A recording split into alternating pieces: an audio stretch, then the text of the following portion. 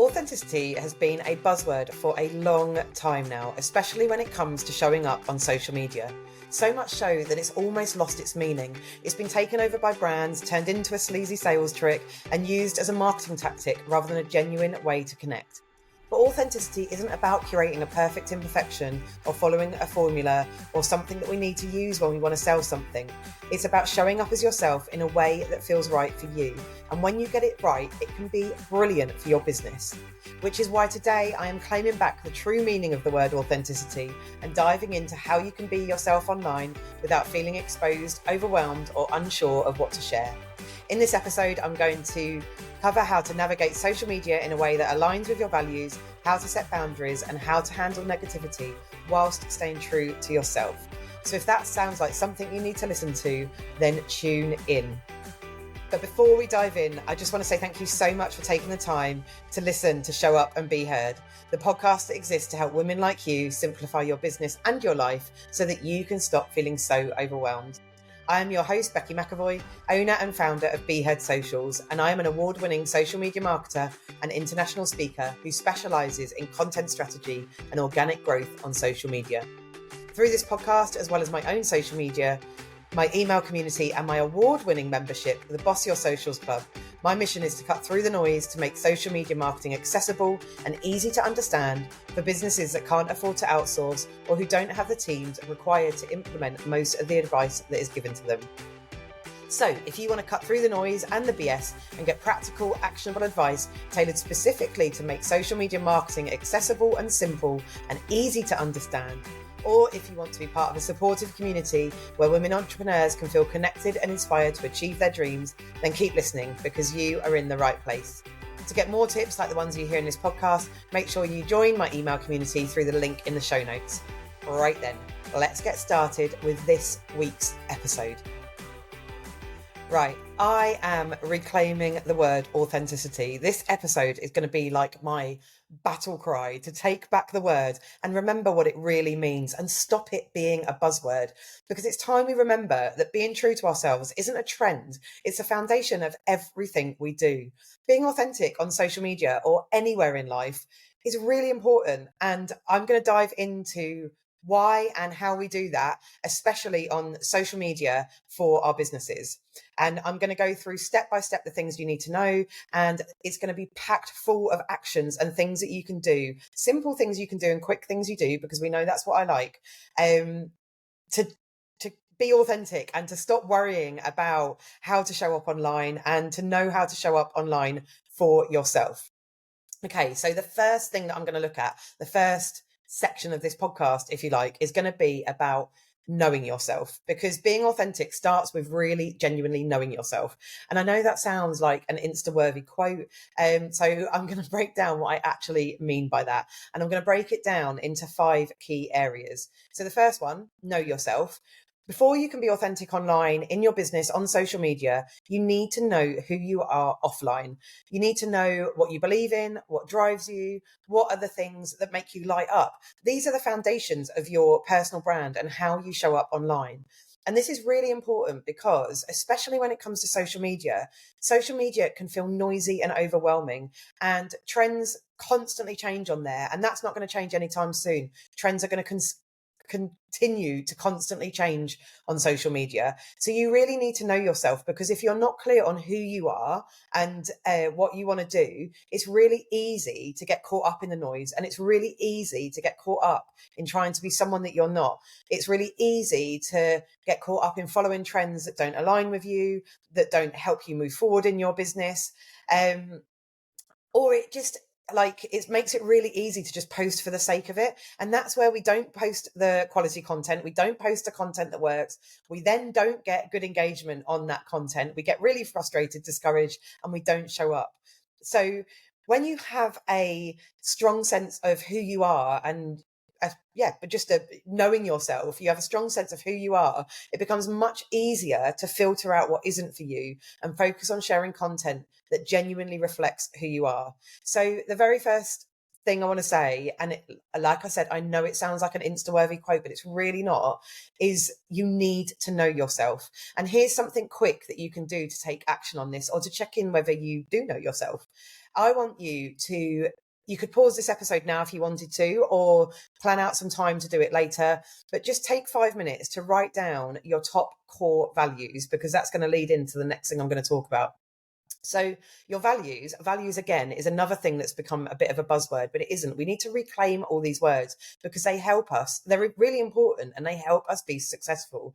So your values could be things like, and I'm going to say some words and they're going to sound like buzzwords, but remember, this is our battle cry to reclaim words that have become buzzwords that are important and that mean something to us and to bring them to life. So it could be things like integrity, creativity, humor, empowerment.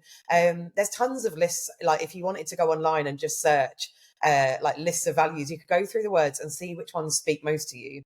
I have done this before and it's really, really helped me in my business. It's helped me be able to show up authentically. It's helped me make decisions in my business. It's helped me. I don't think, and I know it's going to sound dramatic, but it's really not. I'd have been as successful as I have been if I hadn't taken time to really know myself and my values. And I'm going to talk more about values in the second point in a minute. But all I want you to do for now is write down your top core values. I'm not giving you a number to write down because do whatever feels right for you. If you want a list of lots of them, that's fine. If you just want 2 or 3, that's fine as well. My values, I have 6 core values, which are rooted in everything I do in business and my personal life as well, because they overlap, they're not different. So mine are family, kindness, fun, feminism, freedom, and simplicity. So that's all I want you to do is take 5 minutes and write down your core values and what is most important to you. When you have done that, keep them somewhere visible so that when you're creating your content, you can check in with yourself. Or when you're looking at whether you should share content to your stories, for example, you can ask yourself, does it align with your values? Because if it doesn't, it's probably not the right post for you. And that's a really simple, easy way to look at, should I share this or should I not? Does it align with my values? Does it not? And it gives you the answer really easily there and then. So number 2 of my 5 areas I want to dig into on this is knowing your values. So know yourself and know your values. So in that last one, as part of knowing yourself, we've just looked at what your values are. But following on from that, I also want you, because this is really important, to really understand your values and what they mean in practice outside of just being words. Because the reason so many of these words just become buzzwords is that people don't look into what they actually mean. And what kindness could mean to me in my business and my life could be completely different to what it means to you in your business and your life. Or fun, simplicity. If you chose the exact same 6 values as me, the actual meaning of what they mean in real life and how you put that into practice in your business could be completely different. So your values, like I said, are so important because they guide everything from the topics you talk about to how you interact with your followers, your audience, your community, what you share, all of that stuff. And that's really important stuff to be able to show up online. Without clear values, it's really easy to second guess yourself. It's really easy to feel like you're performing rather than being yourself. When you are aligned with your values, you'll naturally attract the right audience. People who appreciate, and when I say right audience, I mean people who appreciate and connect with what you stand for. So this second point, like I said, is just so important to stop you second guessing yourself about, like I said, whether you're performing and not being yourself, or other things. It just, when you're clear on them, you don't have to second guess yourself because you know yourself, you know your values, and it makes it so much easier to show up as yourself online and authentically online.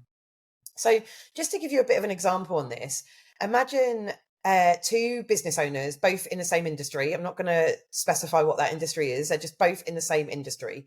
One values authority and professionalism. So their content is structured, polished, and full of expertise. The other values relatability and humor. So their content is more casual, personal, and fun. And obviously, they're still going to be showing their expertise, especially if they're following the BOSS framework. I'll link to that episode in the show notes, which is my framework of how to create your content. But when you're looking at what that content is, it helps you create the content that aligns with you. So, say, for example, I said I wasn't going to say what business area they were both in, but say, for example, social media marketers, I value, I've just said what I value. Fun is one of my values. A lot of my branding is really fun and colourful, and the tone of voice is how I speak, and it's quite casual. Whereas there's other social media marketers out there who are very corporate, and they have a very corporate approach to their brand, and that comes down to what their values are.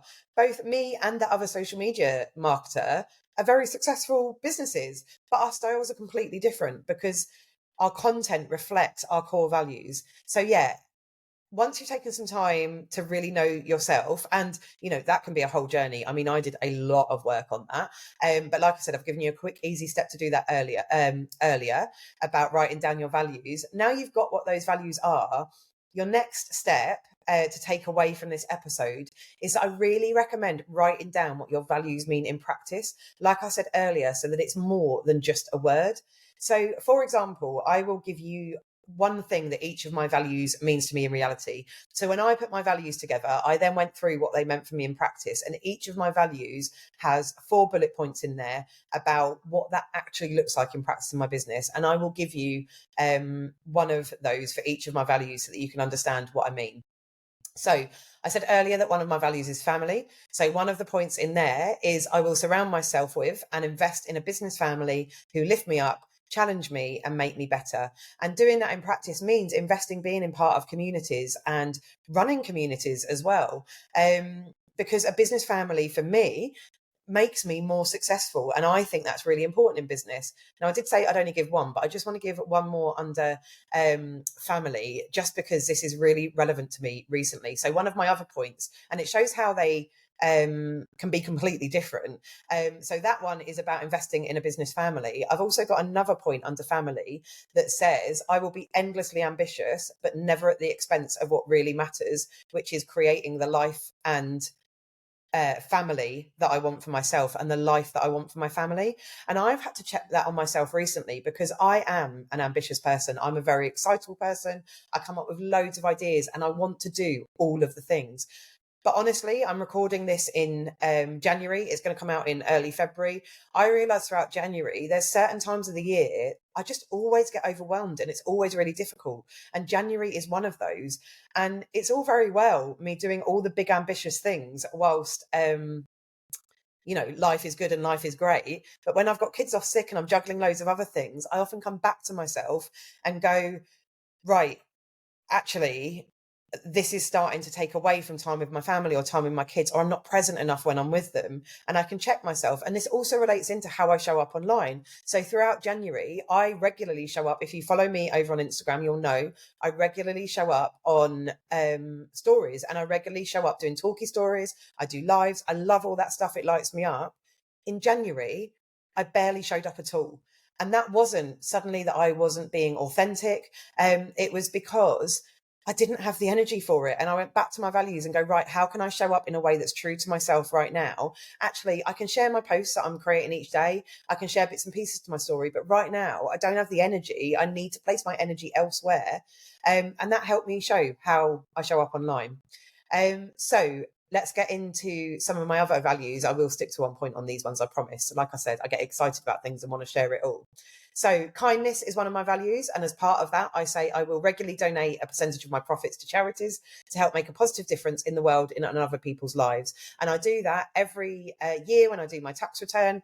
I work out a percentage of my profits and I donate it to charities that are doing good in the world.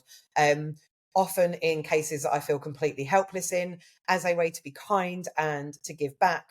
And that's what that means to me. And like I said, there's other ways in there that I won't go into because I will just go off on a tangent. But there's other things in there that I don't have anything to do with, like a financial donation or anything like that. It's just about the way I show up in my business. Okay, so fun is one of my values, and fun gets laughed at a lot by people and said that it shouldn't be a value, but it's actually one of my best values.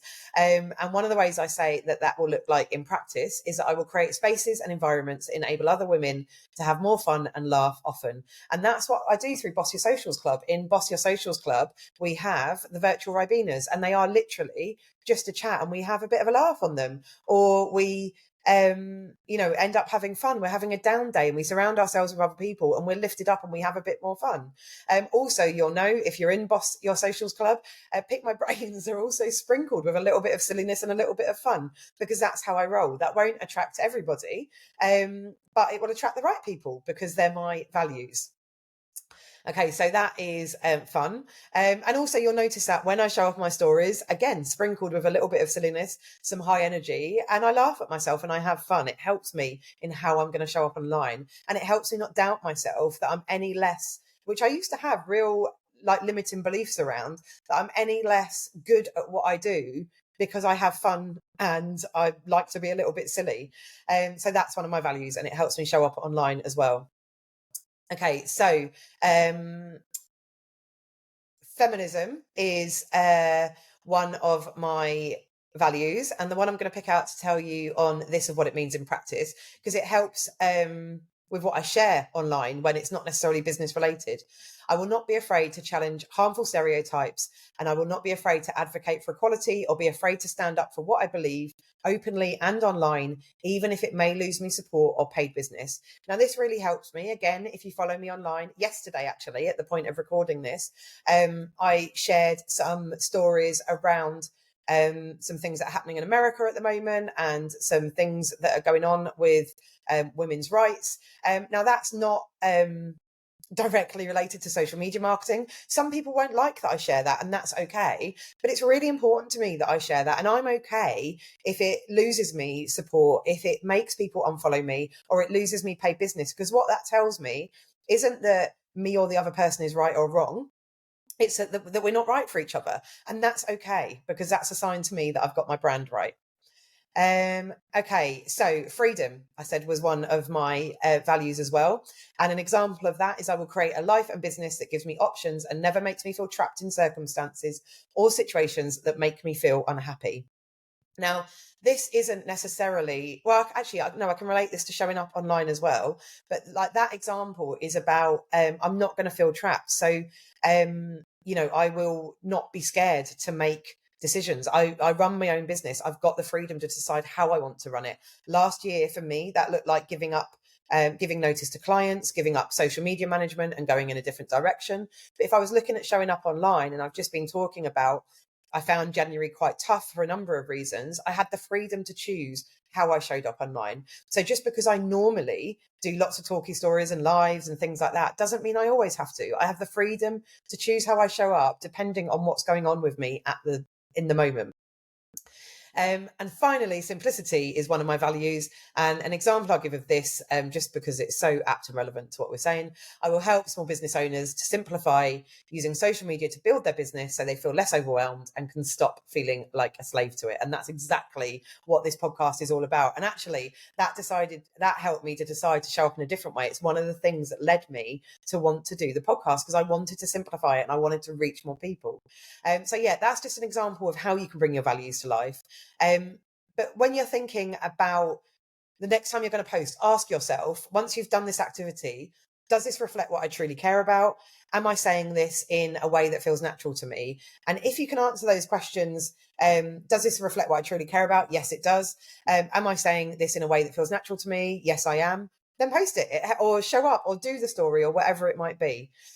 So yeah, that's number one. And number two, which is a lot of work on yourself, which is hard. But it's important as well, because I honestly think mindset and knowing yourself and working on yourself is the biggest key to success in business. So we've had know yourself, we've had know your values. Now I want you to look at knowing your audience. Authenticity isn't just about being yourself. It's also about creating content that connects with the people you want to reach. So if I shared every single thing that came into my head in the name of being authentic, I would not have many followers. It would not work. So you need to know your audience and know what they want to hear from you as well. So you could ask yourself these questions. Who are your audience? What do they need from you? What problems are you helping them solve? And why is it important? If you don't know your audience and you can't answer these questions, you risk talking at them instead of to them. So your content might feel authentic to you, but if it's not relevant to them, it won't create engagement or build trust. So again, let's say you're a social media marketer. If your audience is your audience is brand new business owners, they'll need beginner friendly content. But if your audience is more experienced, they'll want advanced strategies. If you don't take the time to understand their level, you might end up speaking over their heads or oversimplifying things and losing interest. And this can again help with imposter syndrome. So I share lots of simple tips on my social media. And that's actually because I'm helping people who are overwhelmed by social media and who will get confused by jargon. There will be people who know more as well, and I mix it in with some more advanced tips, but a lot of what I share is quite simple. And I used to feel like, oh my goodness, what if another social media marketer looks at this and thinks I'm an idiot? Like, something that I've shared is like, well, of course, everybody knows that, but not everybody does know that. And I need to remind myself that I'm not creating content for other social media marketers. I'm creating content for women-owned businesses who are confused and overwhelmed. And it's okay that content's simple. So yeah, knowing your audience is really important. And here's an action step you can take away from this podcast. Just take a moment to describe your ideal audience. You don't have to, it's helpful to go into a lot of detail about this, but just put a timer on for 5-10 minutes and jot down what are their biggest challenges, what kind of content do they engage with most, how do they like to learn, videos, captions, stories, like what's the best for them. Because when you create content with them in mind, it feels more natural and valuable rather than forced or overly promotional. And it's more likely to get you the engagement because you're not speaking at them, like I said earlier. And that's really important. Okay, so know yourself, know your values, know your audience. Now, I want you to remember, number 4, I want you to remember that the same handful of people might like your posts, and that's okay. It's really easy on social media, and I talk about this a lot, to get caught up in numbers. I know you can, because I do sometimes. I have to give my head a wobble and sort myself out. And by numbers, I mean like what can be seen as vanity metrics. So the likes, follows, shares, all that kind of stuff. But real connection isn't about going viral, and being authentic online isn't about going viral. I have a whole thought process on why going viral isn't all it's cracked up to be, and maybe I'll do a podcast episode on that in itself, but at the moment I just want you to remember, in terms of showing up as yourself and showing up authentically, it's not about going viral, it's about being authentic. It's about consistently showing up for the people who do engage with you. Now, this is really important to remember, because if you focus too much on chasing big numbers, and I'm not saying that's not important, we do all want to grow our numbers and we want to see they're going the right way. But if you focus too much on chasing big numbers, you might start changing your content just to get more likes. And that can quickly lead to all kinds of things, but especially burnout, because you're creating for an algorithm. You're not creating for yourself or your audience. And the truth is, even if only a few people engage, they're still real people who value what you share. If you get 4 people to like your post, or even 1 person, that's a human being you have got to stop what they're doing and engage with your post. So, for example, let's say, I'm going to go with the number 4. Let's say you post a piece of advice that only gets 4 likes. But what if one of those 4 people is your ideal client who now trusts you enough to work with you? Or what if someone saw your post, they didn't like or comment, so you didn't even get the like from them, but later they message you to say it really helped them? Engagement metrics don't always reflect the impact that your content is having. So remember, the number of likes you're getting may be small in your own head, although I'd argue that you should question that, and like maybe ask yourself, like, oh, I've only got X number of likes on my post. What if that number of people came up and gave you a compliment just randomly? You'd be pretty made up, right? So stop giving yourself a hard time that that's how many likes that you're getting on social media. I just think social media has taught us to chase these likes and dopamine hits, and we forget that on the other side of that engagement is a real human being. So remember that. And here's an action I want you to take. Next time you feel discouraged by low engagement, remind yourself and ask yourself, would I say this if just 1 person needed to hear it? And if I helped even 1 person today, was it worth posting?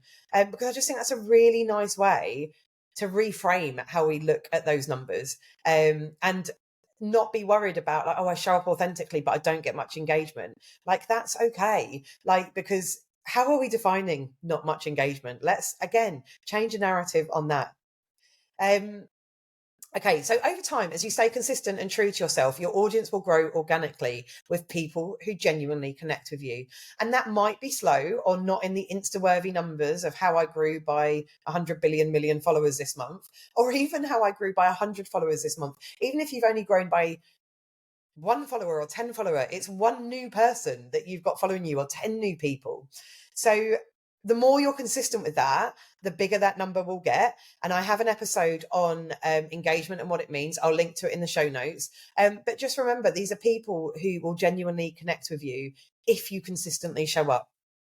Also, when you find yourself overthinking a post, ask yourself one of my other favorite questions. Why does this matter and who cares? Because chances are, if you can answer that question, you should post it. And chances are you're putting way more pressure on yourself than is necessary. So that's number 4. Remember that the same handful of people might like your post, but that's okay. And the more consistently you do it, the better that will become. Okay, so we've had know yourself, know your values, know your audience. Remember that only a handful of people might like your posts, and that's okay.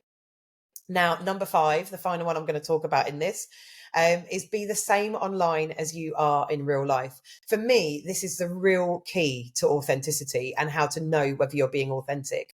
Authenticity, in its very definition, means being yourself. So authenticity means if someone met you in person, they wouldn't be surprised. You'd be exactly as the same as you are online. So your tone, your personality, the way you speak, and what you share should feel natural to you, not like a character that you're playing or someone that you think you should be. Now, this is important because when you try to be someone you're not, it is exhausting to keep up with it. You might feel pressure to be more polished, more extroverted, or more like what you think people want to see. But the reality is people connect with people, not perfectly curated versions of themselves. Now, when you show up as yourself, you build trust. Your audience will feel like they know you, and that trust is what turns followers into loyal supporters and champions of your business, customers of your business, and even friends. And I've had all of that online by showing up as myself, and I had to battle lots of limiting beliefs with that, lots of imposter syndrome around that. Like I said, I am a bit stupid. I am a bit childish. I can be a little bit immature, but it doesn't make me any less good at what I am. I'm quite chaotic. And I've brought that into my values. Like, I'm fun. I'm okay with knowing myself and knowing who I am. And I'm connecting with the right people. So imagine you follow someone, like, talking about being online as you are in real life. And that's it for me. If I showed up online and I was dead corporate and I was dead professional, if someone met me in life or met me in real life, or they came into Boss Your Socials Club, they would be in for a shock. I wouldn't want someone joining Boss Your Socials Club and going, oh my God, who's this clown? This isn't what I was expecting. Like, I want them to join Boss Your Socials Club and know exactly what they're getting. And if what they're getting on stories, they're like, oh God, I know I don't want to go into that woman's membership. That's fine, because they're going to leave pretty quickly if they come in and find out how I really am. So, like, imagine you follow someone who seems super bubbly and chatty online, but when you meet them in person, they're dead quiet and reserved. Like, it would just feel a bit off, right? But if someone is just as warm, funny, or down to earth as they are in their posts or on their stories, you instantly feel comfortable with them. And I can assure you, I am as fun and bubbly and hilarious in real life as I am online. But also, like, I show this online because it's something I'm comfortable with. I have down days and I'm human. And sometimes I get anxious about stuff as well. And I share some of that because I'm comfortable doing that. And that's very authentic to me. So, as an action step, because I've given you action steps on each of these, actually, before I give you the action step, I do want to say, I'm not saying that you have to show up and share all, like your anxieties and all that kind of stuff. You don't have to share the level of what I share. I'm going to talk about that in a moment. So that's important to remember at this point. So when you switch off listening, if you're like, no, I don't want to go warts and all on stories, that is not what this is about. It's about being right for you. And I'm going to dig into that in a minute. But before I do, I want to give you an action step for this. So ask yourself, if someone met me tomorrow, would I be the same person that they see online? Am I sharing this because it feels true to me or because I think I should? And the answers to those questions will help you know how to show up online. Because when you drop the pressure to be anything other than yourself, showing up online becomes so much easier and it becomes more fun. And when it becomes more fun and more enjoyable, we want to do it more and we like it more. We get consistent and we get better results. So if you're listening right now, I want you to pause for a moment and think about what holds you back from showing up authentically. Is it a fear of judgment? Is it not knowing what to say? Just take a second to acknowledge it, because awareness is the first step in moving past it, basically. So take some time to think about that. And then you can take the other tips that I've shared in this episode and put those into action.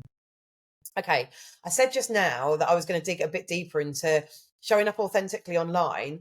Doesn't mean you have to show up how I show up, because that wouldn't be authentic to you. And it doesn't mean that you have to share everything. I want to talk a little bit about misconceptions around being authentic.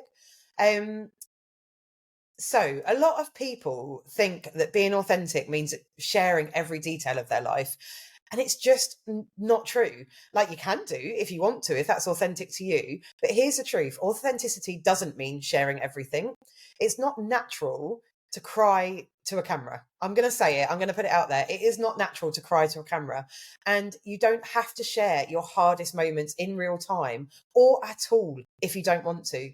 Believe it or not, I don't share every aspect of my life. I share a lot, and I think people know, they think they know exactly what's going on in my life if all they're doing is keeping up with my social media. But those people I have DMs with or chat with, or friends or family, will know that I'm going through all kinds of things that I don't share in real time. For example, and this isn't being cryptic or seeking attention. It's trying to give you the example of it. I had a really tough month in January, and I had a really tough few months before that, actually, personally, with some things that were going on. I haven't shared really any of that online because it's not my story to tell and I don't want to. I'm not comfortable sharing it. For example, I don't share everything that goes on with my kids because, well, I don't want all of that out there online. That doesn't mean I'm not being authentic. It just means I'm deciding what I share and what I don't. Now, I said just now, and I'm going to say it again, I'm not necessarily saying the people that do this aren't being authentic, but I do want to say it again. It is not natural to cry to a camera, and you don't have to share your hardest moments in real time or at all. Like, if I start crying, my natural instinct isn't to pick up my camera and go, oh my goodness, I'm going to share this to stories. It doesn't mean that if I sort myself out in that time, have a chat with my husband, for example, go and do the school run and then come and do my stories, and I'm not crying on my stories and I'm not talking about what I cried about. It doesn't mean that I'm not being authentic. It just means that I have had a bad moment, I've moved past it, and then I've shown up for my business in a way that feels right for me. I might say, oh, I've had a really tough morning. I might even say what I cried about, but it's just not, yeah, it's about doing what feels natural to you. Now, if it feels natural to you to pick up a phone and a camera and record it to stories when you're crying, then go for your life. That's fine. That's obviously authentic to you. I don't think there's many people that is authentic for, but it is. If it is for you, then go for it. It definitely isn't for me, and it doesn't make me any less authentic not sharing that stuff. Because the truth is, there's a balance to be found in how much you share, but only you can decide what that is. And also, I honestly believe we should ban the word oversharing. I really don't like it. I think it puts shame on people who put themselves out there to be vulnerable. I think it puts shame especially on women, and talking about feminism being one of my values. I think there's a lot of societal norms, whereas women, we just shouldn't talk about stuff. And I'm not saying you show up on your business socials and talk about it all. You could do, but I think the word oversharing shames us into being quiet. For me, it's getting rid of the word over in that word. So we all share what we feel comfortable with, and that might be more or less than someone else. It doesn't make either person right or wrong. It just makes them true to themselves. And that's what being authentic is. Some people will love that and some people won't. They might even unfollow you. Like, if I go on, and I've had it before, I don't know if it's the reason they've unfollowed me. I've never had someone tell me this. But I might share something that they're not comfortable with. For example, I share a lot about the mental health struggles I've faced in the past, and some people might not want to see that and they might unfollow. But that doesn't mean I was wrong to share it. It just means they're not my person. I'm not right for them and they're not right for me. And that's okay. And same with you. If you share stuff that you're comfortable with sharing and people unfollow or think you're wrong for it, even if they tell you that to their face, which honestly I've not had in the past, but it could happen. It doesn't make you wrong. And actually, those unfollows are a good sign that you've got your brand right, because you're attracting the right people and repelling the ones who aren't a right fit. So I've done a podcast episode previously on, I can't remember exactly what it was called, but when to care about unfollows and when not to care about unfollows. So I will share that in the show notes with you, because that's a good one to listen to and goes more into that. But it's like reframing that again, that actually stop getting caught up in worrying about people unfollowing you because you share something they're not comfortable with. If you've done all those steps I mentioned earlier about knowing yourself, knowing your values, all that kind of stuff, knowing your audience, then if they don't like it, that just means they're not a right fit for you, and that's okay. So to help yourself with this, ask yourself, what parts of your life and business feel good to share? What's private and just for you? And like I said, there is no right or wrong answer. It's about what feels aligned with you. And believe it or not, even though I share a lot, I don't share everything, because I ask myself those questions. And if it doesn't feel aligned or I'm not comfortable doing it, then I don't share it. It doesn't make me any less genuine or any less authentic. Okay, so those are my top 5 points on being authentic and being how to show up, top tips to show up online genuinely and in a way that feels comfortable for you. What I am going to talk about next, very briefly, just because I have done a whole episode on this, so I'll link to that in the show notes, is how to establish boundaries online, because that's really important. When you show up authentically, it's quite a vulnerable thing to do. So boundaries are essential, especially when social media can feel like an always on space. So I'm going to go through a bit of a whistle stop of how to set and maintain them. But I'm also going to link in the show notes to my episode that was specifically on boundaries. So if you want more detail on this, you can go and listen to that episode. So here is a few ways to set and maintain boundaries to help you show up authentically online. Firstly, pay attention to your reactions. If something triggers a strong emotion, make a note of it and figure out why. It could be a positive emotion or it could be a negative emotion, but just make a note of it and try and figure out why it's triggered that reaction in you. And then recognize what your reactions are about. Because mostly your reactions are about something going on with you, not necessarily what's happening online. So self-awareness is really key in this. If a comment makes you feel bad, is it because it's actually true, or is it touching on an insecurity? Like that kind of stuff. Also limit your time on social media. You don't need to be online 24/7 to be effective. You can set specific times for engagement and then step away. And create a content buffer. Pre-plan some of your content. I talk about batch creating content a lot, because it can help you avoid last minute stress and allow you to be more intentional with what you share. Like I talk about batch creating content a lot and creating a content buffer, so getting ahead of myself. And it really, really helps me because I create better content by doing that. Like I said just now, it helps me be more intentional about what I share. So I want to give you a real life example of this. I have worked with someone in the past who just felt drained by social media. They hated it. They just didn't like it. But when we actually broke it down, basically she was answering DMs at all hours and felt guilty when she wasn't responding immediately. And like that's a huge thing because that leads to burnout. But when we actually broke it down and was like, right, well, let's set a boundary around that, like just checking your messages once a day or twice a day, and that once and twice a day, you put a timer on for 5, 10, 15 minutes. And when that timer goes off, if you haven't answered all the questions, you wait until your next section of time basically to answer. So she put that in place. And honestly, I'm not being dramatic and I'm not making this up. This is a genuine person that I work with. She came back to me and said she just felt like a huge weight had been lifted, and her engagement actually improved because she was more present when she did show up, and the customer service was better because she was happier when she was showing up. She was still responding to messages. And so she decided to set 2 15-minute timers a day to answer questions. I just do 1 15-minute timer a day to specifically answer questions. You can do whatever you want and whatever works for you. It doesn't even have to be daily. It could be 2 or 3 times a week, as long as you set the expectation around that boundary, which I go into in the boundaries episode. But once you do that, you know that you're replying in a time that feels good for you. And like I said, like with this person that I work with, she felt this huge weight lifted and her engagement improved, her happiness improved, and it made her enjoy social media more. And that's what it's all about. So, like I said, have a look at those things that are triggering the reactions. Can't get my words out. And then set some boundaries around them. So if you struggle with boundaries, try setting a simple one this week, like not checking your phone first thing in the morning, because small changes make a really big difference. And that's one I've actually just brought in for me, not for answering messages, but around scrolling. I will not look at my phone now. I've actually set a focus on my iPhone until at least 8 o'clock in the morning or an hour after I've woken up. So if I woke up at 8:10, I don't check it till 9:10. So that's something I put in for myself. So if you struggle, just try setting a really simple one this week, like not checking your phone first thing in the morning or something else that will make a difference to you, because small changes really can have a huge impact. Okay, so the final thing I want to talk about before I give some tips if you are still nervous about showing up is how to handle negative comments, because one of the biggest fears around showing up online is dealing with negativity, and it's completely understandable. When you put yourself or your business out there, you're opening the door for people to have opinions, some of which might not be kind or constructive.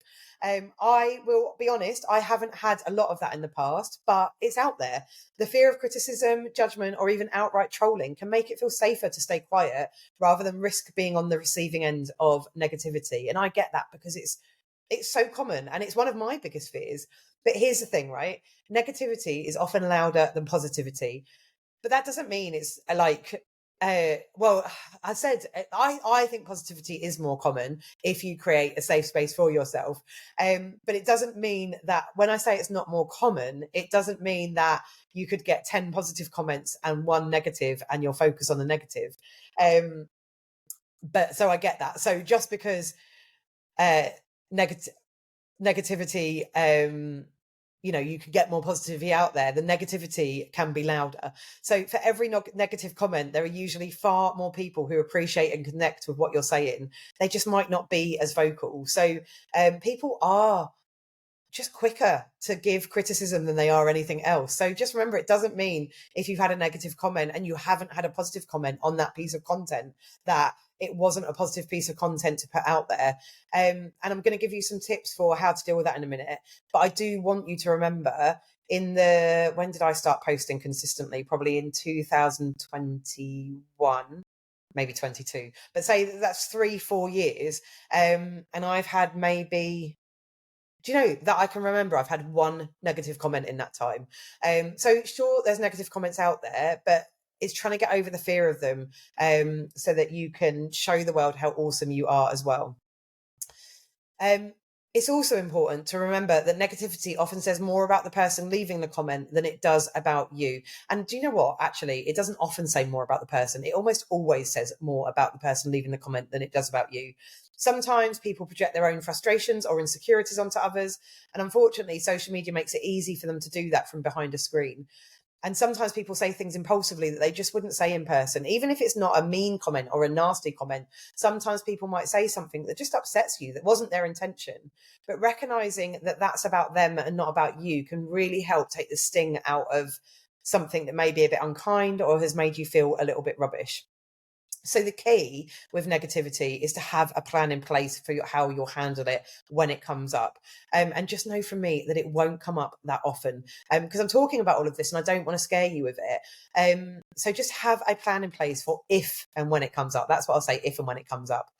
And do this rather than letting the fear of it stopping you from showing up at all, because that's what we want to get over. So whether it's learning to differentiate between constructive criticism and trolling, because sometimes people can say stuff that's genuinely constructive, and depending on how we're feeling on that day, we can take it really personally. So, whether it is learning to differentiate between that and actual criticism and trolling, or whether it's setting boundaries for engagement or reminding yourself of the positive impact that you're making, having a strategy of how you're going to deal with it. And remember, having a strategy. I did an episode, that was about social media strategies, not about dealing with negative comments, but I'll link to that in the show notes. But the reason I'm bringing that up here is because remember, a strategy is just a plan. Having a strategy or plan of how you're going to deal with negative comments can make all the difference in how you navigate social media with confidence. And hopefully you will never have to use it, but it's there and in place if you need to. So here's a few like bullet points to take away from this dealing with negative comments, whilst also bearing in mind that they will be way less frequent than you're imagining in your head that they're going to be. Okay, so never reply straight away. These are some lessons I've learned. Never reply straight away. Take a moment before responding, because you need to manage your own emotions as well. Differentiate between constructive criticism and trolling. One is helpful, the other is just noise that you don't need to listen to.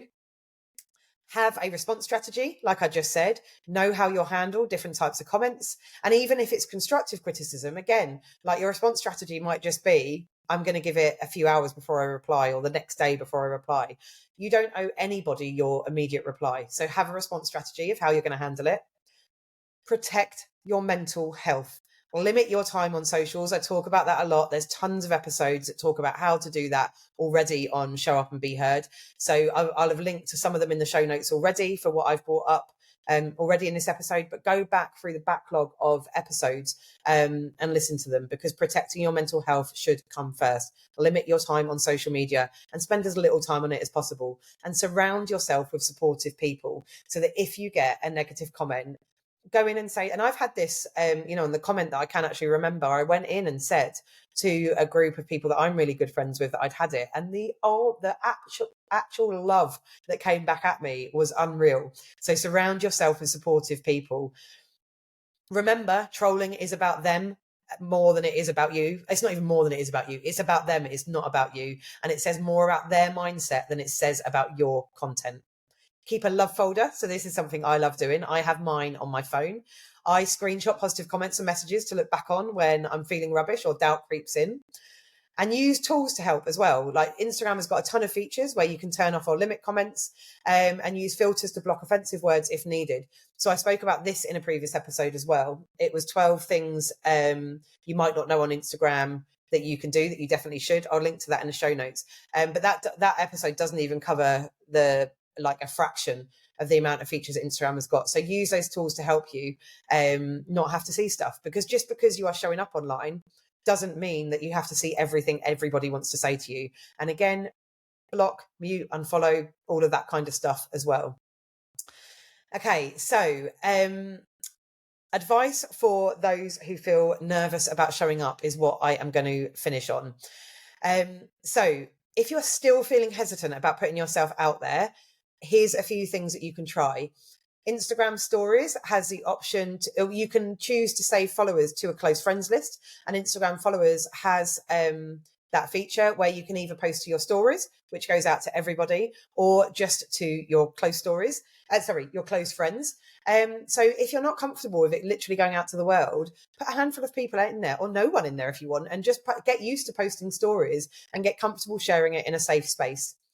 You can also do practice lives. So you don't have to go live publicly at first. You can record practice videos just for you. And in that episode that I mentioned just now about the things you might not know you can do on Instagram, I talk about how to do that. So go and listen to that if you want to. It will be linked in the show notes. Remember that confidence comes from doing it. And I know that can be really sucky advice sometimes, because you've got to put yourself out there. But it's true. Like the only way you're going to get confident at doing it is by doing it. So the more you show up, the easier it gets. So remember, like the first couple of things I've said there, you can put that in place to make it a bit easier for you. Also, remember, not everyone will like you, and that's okay. Focus on the people who do, because those are the people who matter. Getting comfortable with that is the best thing that you can do. I'm not superhuman. I'm still not at the stage where I want everyone to like me, but it's accepting that not everyone will, and that's okay. And also use the platform you enjoy. You don't have to be everywhere. Choose the space that feels best for you. Now, there's a lot to be said, and I've spoken about this in previous episodes. I think it was in the episode of 9 questions you've got about social media that you're too afraid to ask. It's something like that. I'll link to it in the show notes, where I spoke about how to choose what platform to show up on. And obviously you want to be where your audience are. But actually, if one of your goals with social media is just to get more confident about showing up, use the platform you actually enjoy. You don't have to be everywhere. Choose the space that feels best for you. Because if you're not enjoying it, it's a fast way to give up and not carry on with it. So yeah, and then when you get comfortable with it and when you've built that confidence, if the platform you've been on isn't the platform where your audience are, you can move to that platform as your goals change. Okay, so that is a wrap on today's episode. It's been a slightly longer one for a solo episode, but hopefully you are feeling more confident about showing up authentically online. Now, what I'm going to end with saying is remember that social media should feel like an extension of who you are and not a performance. And that is the key to showing up authentically. Thank you so much for listening to Show Up and Be Heard, but please don't go without telling me your name. I genuinely love meeting new people and making new connections. So if you don't already, I'd love it if you'd come find me on Instagram, LinkedIn or Facebook and drop me a message to say hello and let me know what you thought of the episode. The link to all my socials are in the show notes.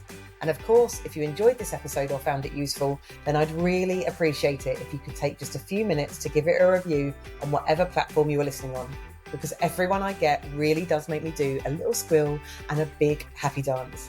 Finally, more than anything else, please always remember, realizing that you're not actually meant to do this stuff alone is the first step to making it easier. So I'll see you next time.